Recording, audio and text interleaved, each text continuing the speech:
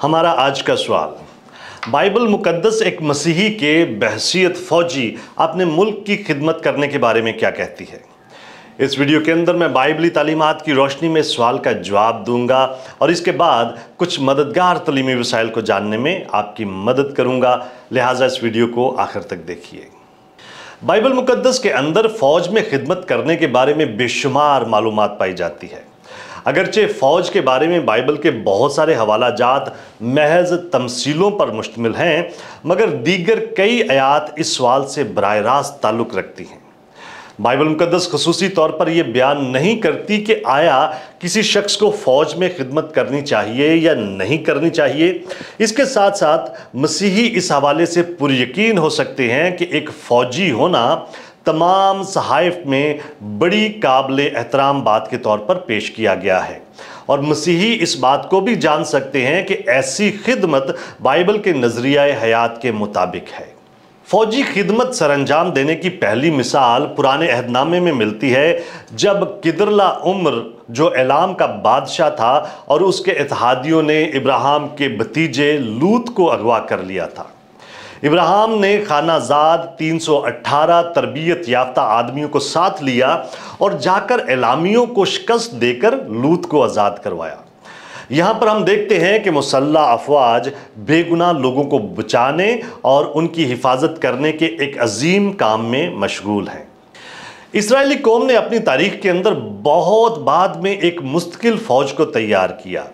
ये बात साफ जाहिर है कि इसराइलियों की फ़ौजी कुव्वत से कता नज़र खुदा अपने लोगों की तरफ से लड़ने वाला और उनको बचाने वाला था, और शायद यही वजह थी कि इसराइली अपनी मुस्तकिल फ़ौज तैयार करने में इतने सुस्त रहे। इसराइल में बाकायदा फ़ौज का क़याम उस वक्त हुआ जब साउल, दाऊद और सुलेमान जैसे बादशाहों ने एक मजबूत और मरकज़ी सियासी निज़ाम को कायम किया था। साउल वो पहला बादशाह था जिसने मुस्तकिल फ़ौजी निज़ाम को तश्कील दिया। साउल ने जिस काम को शुरू किया था, दाऊद ने उसे जारी रखा और उसने फ़ौज में इजाफा किया। दूसरे इलाकों से उजरत पर फ़ौजी दस्ते बुलाए जो सिर्फ उसके साथ वफादार थे, और अपनी फ़ौजों की क़यादत को बराह रास्त तौर पर एक सिपा सलार योआब के सुपुर्द कर दिया। दाऊद के मातहत इसराइल अपनी फ़ौजी तदाबीर और अमून जैसी हमसाया रियासतों पर काबज़ होने में और ज़्यादा जारहाना रवैया रखने लगा।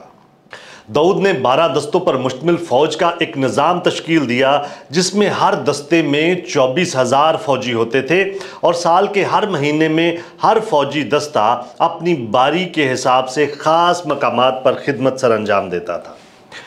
गो के सुलेमान का दौरे हुकूमत पुरअमन था, मगर उसने भी रथों और घुड़सवारों के इजाफे के साथ फ़ौज को वुसअत दी। इसराइल कौम के अंदर मुस्तकिल फ़ौज का निज़ाम 586 कबल मसीह तक जारी रहा।